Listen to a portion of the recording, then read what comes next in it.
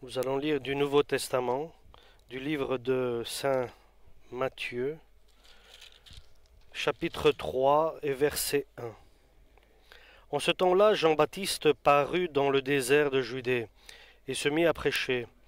« Changez de comportement, disait-il, car le royaume des cieux s'est approché. » Jean est celui dont le prophète Ésaïe a parlé lorsqu'il a dit « Un homme crie dans le désert, préparez le chemin du Seigneur, faites-lui des sentiers bien droits. » Le vêtement de Jean était fait de poils de chameau, et il portait une ceinture de cuir autour de la taille.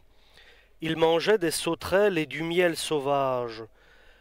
Les habitants de Jérusalem, de toute la Judée et de toute la région voisine de la rivière, le Jourdain, allaient à lui.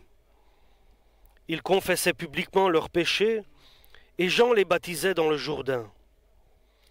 Jean vit que beaucoup de pharisiens et de sadducéens venaient à lui pour être baptisés. Il leur dit alors, « Bande de serpents, qui vous a enseigné à vouloir échapper au jugement de Dieu qui est proche? Montrez par des actes que vous avez changé de mentalité et ne pensez pas qu'il suffit de dire en vous-même « Abraham est notre ancêtre », car je vous déclare que Dieu peut utiliser les pierres que voici pour en faire des descendants d'Abraham. La hache est déjà prête à couper les arbres à la racine. Tout arbre qui ne produit pas de bons fruits va être coupé et jeté au feu. Moi, je vous ai baptisé avec de l'eau pour montrer que vous changez de comportement. Amen pour la parole du Seigneur. Dieu a programmé l'histoire mondiale et il avait aussi prophétisé ce qui allait arriver et il avait établi aussi les événements. Dans son projet divin, il commence par Dieu au début créa le monde, la terre et le ciel. Il est assis sur son trône et il dit « Je fais toutes choses nouvelles ». C'est un projet total, complet et un projet qui avait déjà été écrit et dans les détails même.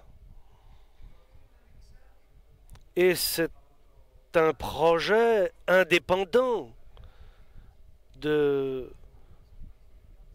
Nous savons qu'il y a l'Ancien Testament, il y a le peuple d'Israël qui avance suivant la volonté de Dieu. Nous devons aussi comprendre que certainement tout a été écrit avant la fondation du monde, le projet du monde et la création du monde, bien sûr. Et pour l'humanité, j'entends bien sûr tout ce que Dieu a créé. Aujourd'hui,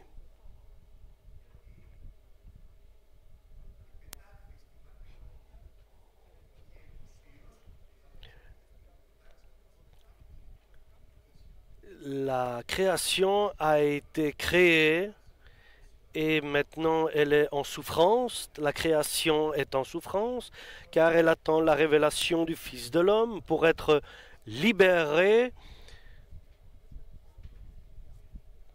de ce qu'elle a été mis à accomplir. Et les créatures et l'être humain sont écrits. Mais là où Dieu a permis la liberté absolue, c'est à l'être humain séparément pour chacun. individuellement. Et chaque personne a été créée suivant l'image de Dieu, et il est en 3 dimensions. Il a le corps, l'esprit et l'âme.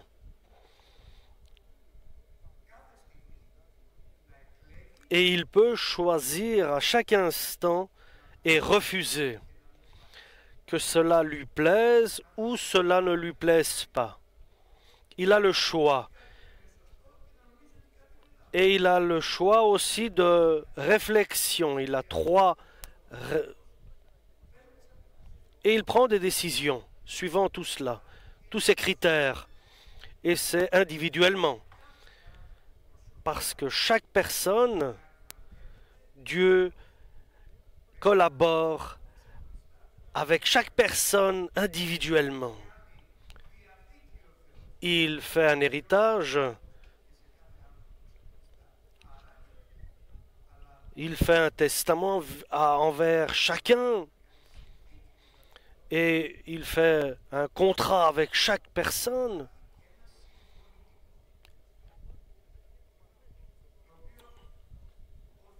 Un accord.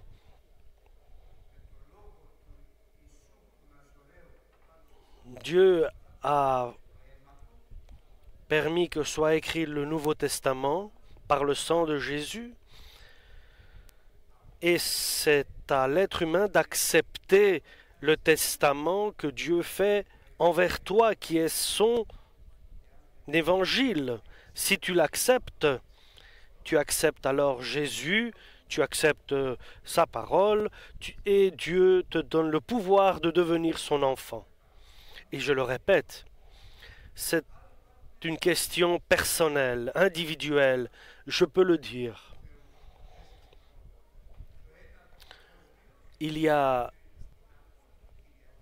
le côté mondial et le côté individuel qui est sous la domination de chacun personnellement, de choisir.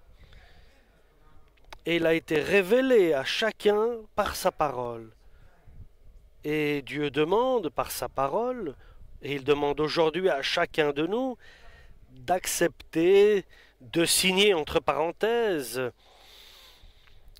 ce testament qu'il nous donne au nom de Jésus, et de faire un contrat sanguin avec Dieu.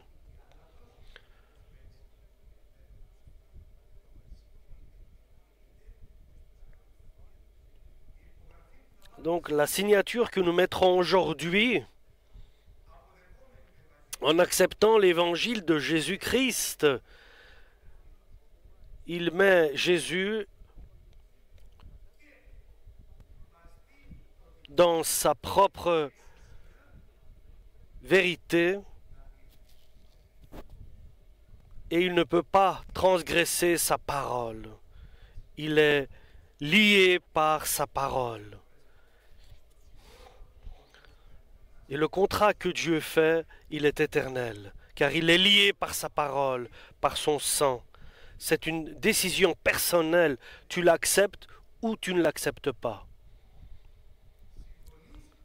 Tu es d'accord ou pas? Cela te plaît-il ou pas? Veux-tu ou tu ne veux pas, bien sûr. Si cela est juste et cela est dans ton intérêt, tu es le maître de ton propre choix. Tu es libre de choisir. Tu as un libre arbitre.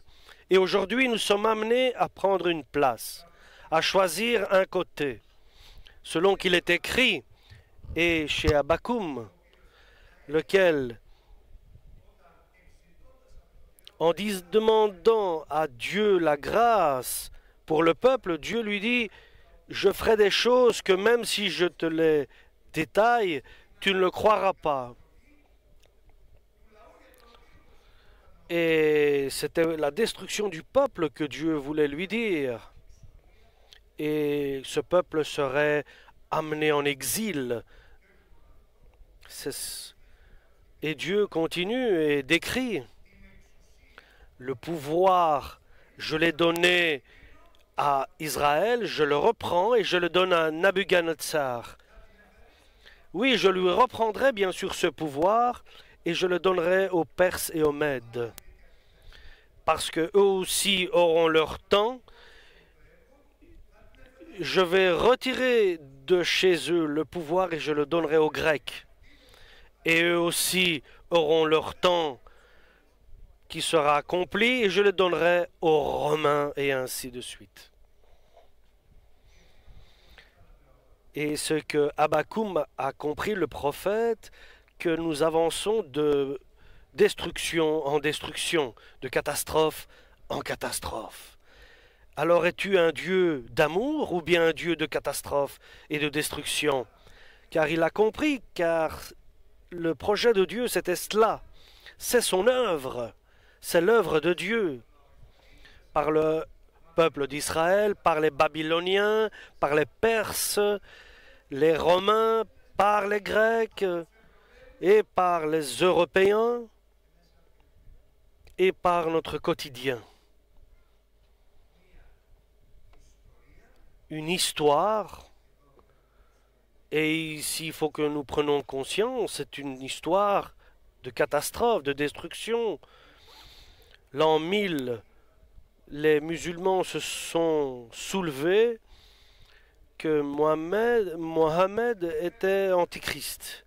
Et ils attendaient la deuxième révélation de Jésus. À la suite, ils ont dit beaucoup de choses. Ils ont dit que Hitler était l'antichrist. Après, certains disaient c'est Staline qui est l'antichrist. Et ils attendaient. Après toutes ces catastrophes, arrivaient d'autres catastrophes. Et ça, c'est le projet de Dieu, jusqu'au moment où il va arriver à la catastrophe, qui est une catastrophe de 7 ans, le septennat de l'Antichrist. Et là, il y aura la catastrophe qui est inscrite dans l'Apocalypse. Et dans le passage du temps, et l'écriture ne peut pas être changée, le juste vivra par la justice de Dieu. Et qui est le juste? Parce que l'Écriture nous dit il n'y a pas de juste, ni pas un. Et ils sont privés de la gloire de Dieu. Et Dieu dit aux hommes, et il révèle, j'ai trouvé la manière, parce que tu es un homme, tu ne peux pas devenir juste, tu es pécheur, mais je veux t'estimer juste, te considérer comme juste. Si tu acceptes ce que moi je t'envoie dans ta vie personnelle, je t'envoie Jésus-Christ, le Seigneur, dans ta vie personnelle. Je te l'envoie pour toi, personnellement. Si tu acceptes mon Fils, si tu l'acceptes, si tu crois en lui, alors moi, Dieu le Père, tu ne le mérites pas, mais je te ferai du bien et je ferai une grâce pour toi, je serai bon envers toi et je te bénirai. Alléluia. Et je te mettrai sur mon projet personnel, pas dans le projet de catastrophe, mais dans le projet de bénédiction. Pas dans les souffrances, mais du côté du bonheur, de l'amour, de la joie.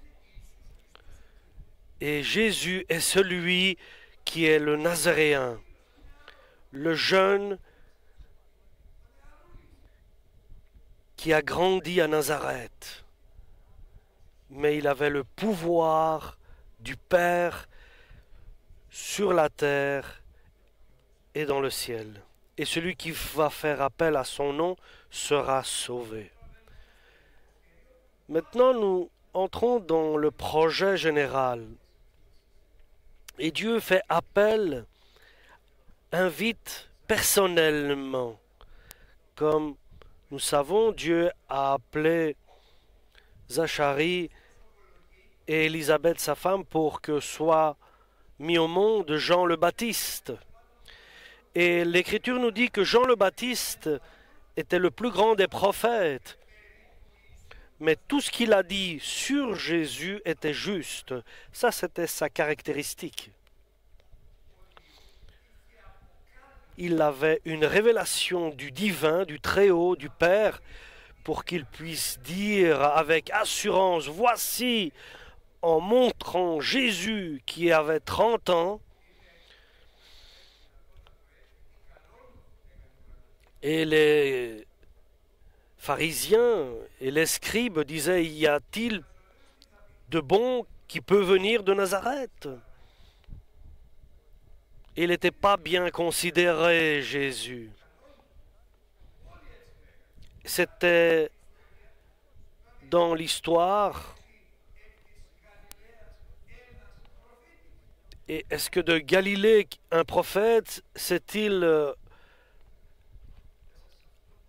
présenté au peuple? Et dans cette situation, ils ont essayé de rejeter Jésus, qui venait de Nazareth, mais le seul, Jean le Baptiste, criait avec assurance, « Voici l'agneau de Dieu qui ôte le péché du monde, c'est lui le Messie. » Et pourtant, c'est une personne qui a grandi dans la partie déserte d'Israël. Et lorsque le temps est arrivé, Dieu le Père lui dit, ton temps est venu pour que tu sois à mon service et que tu reçoives le pouvoir de l'accomplir. Là, dans le désert où il était tout seul, il a commencé à crier dans le désert. Là, il criait.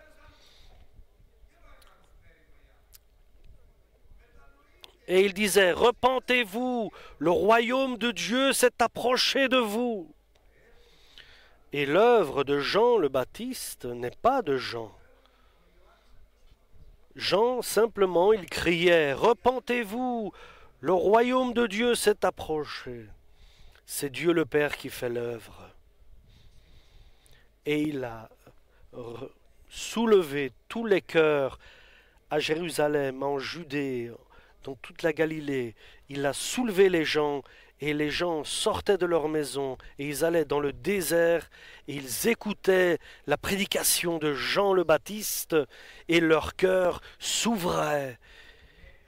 Ils se repentaient, ils confessaient leurs péchés, ils se faisaient baptiser par Jean le Baptiste. Qui est Jean le Baptiste? C'était quelqu'un qui était dans le désert, qui mangeait du miel et des sauterelles. Il était habillé d'un vêtement de chameau de poil. Et il avait une ceinture en cuir, et il vivait dans le désert. Il était certainement une barbe assez longue. Cet homme-là était dans le désert, vous pouvez imaginer. Imaginez l'œuvre de Dieu qui a soulevé toutes ces personnes en 6 mois, qu'ils aillent se faire baptiser d'un baptême de repentance. Ça, c'est l'œuvre du Très-Haut, du Père éternel, et se fait personnellement, individuellement. Et aujourd'hui aussi, l'œuvre se fait individuellement, et pour qu'ils puissent croire en celui que Dieu a envoyé. C'est la voix qui a été prophétisée, c'est la voix du désert qui crie. Et il a bien fait son travail. 6 mois, ils ont vu ce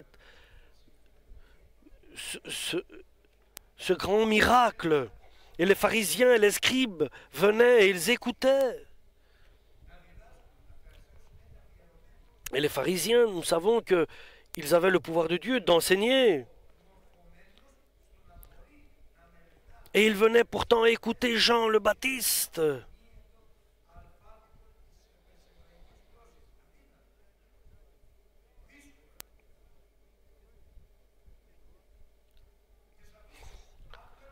Et il venait écouter avec attention lorsque Jean annonçait et demandait la repentance des personnes.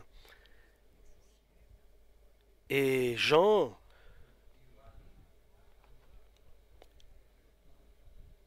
était là pour recommander Jésus-Christ qui allait arriver et qu'ils obéissent à celui qui allait arriver. Les Sadducéens, les pharisiens, les scribes allaient vers Jean le Baptiste. Que dit-il? Que crie-t-il? Et il nous reprend tous. Certains savaient que le temps était proche, que Jésus allait être révélé. Les dates étaient précises. Ils savaient que ces jours-ci, Jésus va apparaître. Et on lui demandait, c'est toi qui es le Messie, Jésus? Es-tu Élie? Que nous disent les Écritures?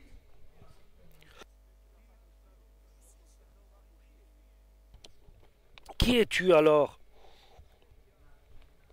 Es-tu un des prophètes? Non, il dit, je suis une voix qui crie dans le désert. Alors pourquoi baptises-tu? Qui t'a donné ce pouvoir?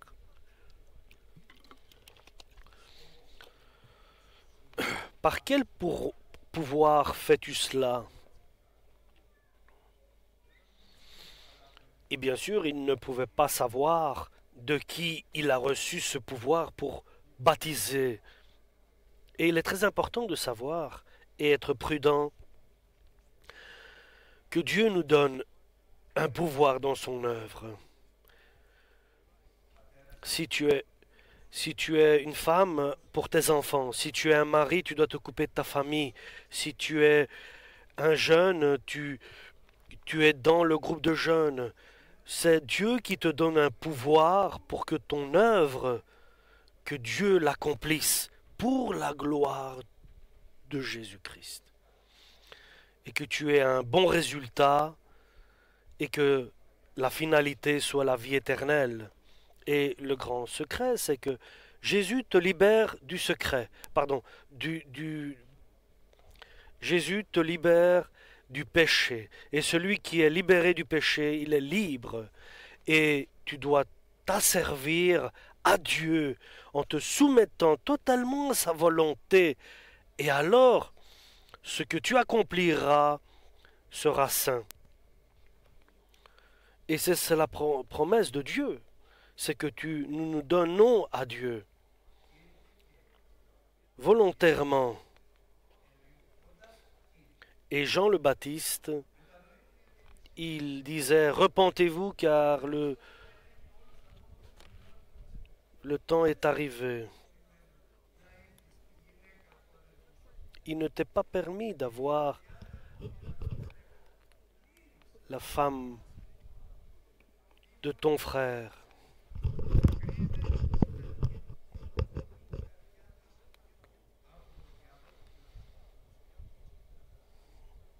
Et nous savons que Hérodias,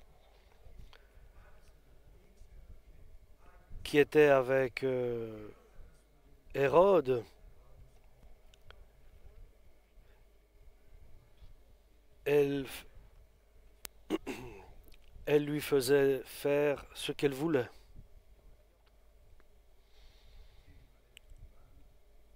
Et la prédication de Jean était que moi je vous baptise d'eau pour que vous repentez. Mais vous savez que derrière moi, il y a quelqu'un qui est plus grand que moi. Et il est plus grand que moi.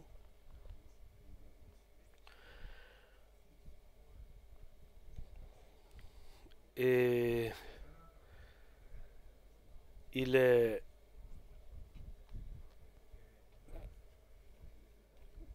plus grand.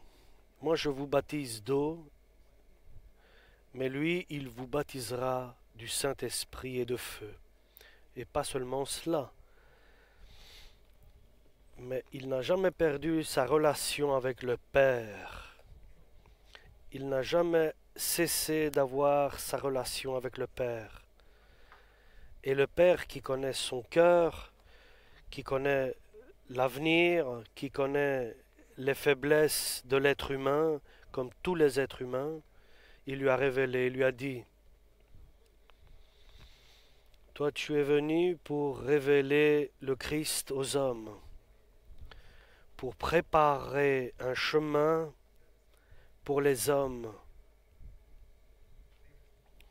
qui vont accepter Jésus-Christ. Et moi, toute crevasse, toute vallée qui empêche l'être humain d'approcher Jésus, je vais mettre ça comme il faut. Et Jean annonce la bonne nouvelle. Il y aura des obstacles, mais moi je vais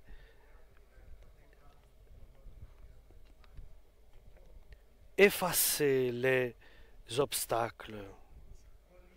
Les chemins seront sinueux.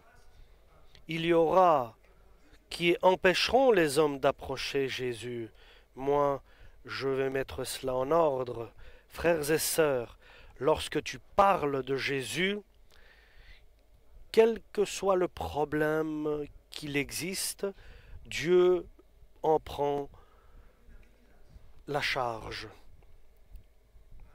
Si tu parles, tu annonces l'évangile, c'est Dieu qui prend en main tout le reste. Si tu ne parles pas, bien sûr, alors là, tu caches. Celui qui va me confesser, nous dit Dieu, devant les êtres humains, devant les hommes, moi je confesserai son nom devant mon Père et devant tous les saints anges.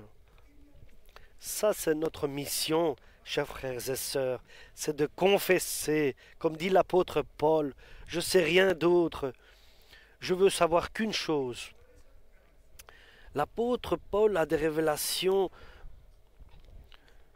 terribles. Je veux connaître Jésus et Jésus crucifié. C'est tout ce que je veux savoir. Oui, crucifié, ressuscité. Parce que cela veut tout dire. Tout est inutile dans ce monde. Et tout ce qui est grand dans ce monde est une abomination devant Dieu. Mais la connaissance que nous avons de Jésus-Christ et notre relation avec lui, ça c'est le plus important de toute la vie. Et c'était l'apôtre des nations, l'apôtre Paul. Et Jean le Baptiste, il s'intéressait d'une chose, de sa relation avec Dieu le Père. Il parlait et il s'est aidé et il s'est dirigé et enseigné et éduqué parce qu'il sait tout, l'avenir, et il peut défendre les hommes. Donc tous ceux qui viendront se faire baptiser, il y aura un qui sera différent. Il y aura une situation qui va se créer. Le Saint-Esprit descendra et il restera sur lui. Toi, tu le verras. Pourtant, on ne le voit pas, mais crois en moi. Il a cru aux paroles de Dieu. Et celui où tu verras que le Saint-Esprit descend et reste sur lui, c'est lui qui baptise de feu et du Saint-Esprit.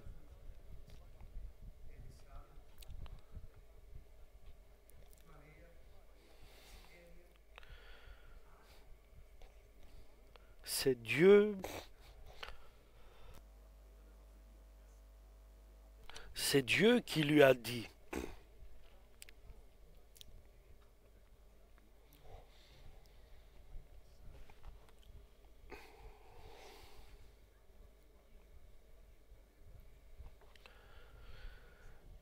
Ce que Dieu nous promet, c'est unique pour chacun de nous personnellement, individuellement. Il va te donner de la force, de la foi. Il va te métamorphoser. Ce que les hommes vont te dire, c'est qui leur a métamorphosé à eux. Bien sûr, c'est bon de confesser, mais l'important, ce n'est pas ta métamorphose de la transmettre chez quelqu'un d'autre, mais chacun a une relation personnelle, individuelle avec Dieu. Et par le Saint-Esprit, Dieu agit en chacun personnellement. C'est ce que Dieu désire. Venez tous, nous allons nous mettre les choses au point. Venez comme vous êtes. Nous allons nous mettre les choses. Nous allons nous juger, nous regarder. Si vos péchés sont cramoisis, je vais les rendre blanches totalement. Quoi qu'il soit arrivé dans ta vie, quoi que tu aies traversé, Jésus a la solution pour toi, garantie, pour chacun personnellement. Il a la manière de métamorphoser chaque situation. Oui, il a le pouvoir, le Créateur, n'est-il pas? Et la question, crois-tu que Dieu peut tout transformer dans ta vie? Il peut te changer. S'il y a quelqu'un qui peut métamorphose ma vie et qu'il me sorte de l'obscurité et qu'il me mène dans la lumière de Dieu, c'est ce que je désire. Et celui qui peut faire ça, c'est notre Seigneur Jésus-Christ.